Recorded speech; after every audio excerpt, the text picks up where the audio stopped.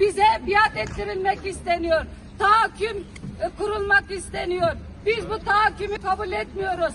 Köleliği kabul etmiyoruz. Sizlerin bizim üzerimizden saltanatlarınızı sürdürmenizi kabul etmiyoruz. İtaat etmiyoruz. Susmuyoruz. Her yerde şiddetinize karşı mücadele ediyoruz. Hukuksuz bir sizin uygulamalarınızı reddediyoruz.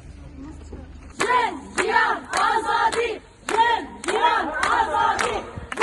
Ziyan azadi! Ziyan azadi!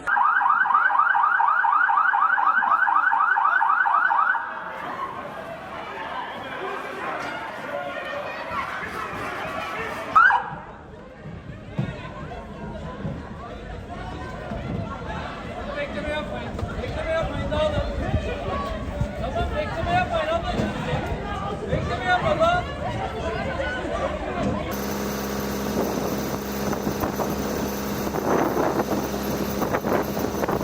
Erkek tahakkümüne karşı sessiz kalmayacağız.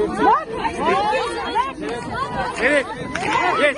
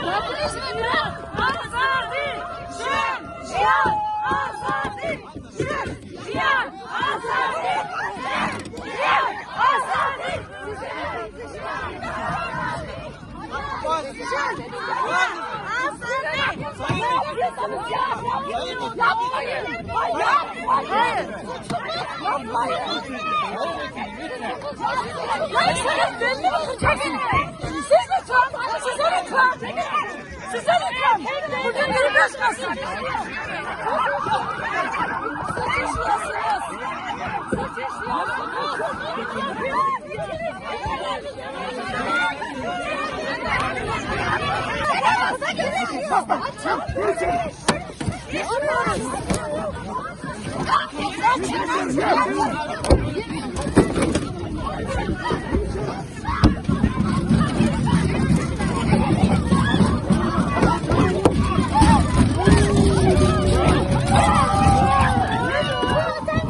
Alttan tekmeyle vuruyorsun. Kaçmıyoruz.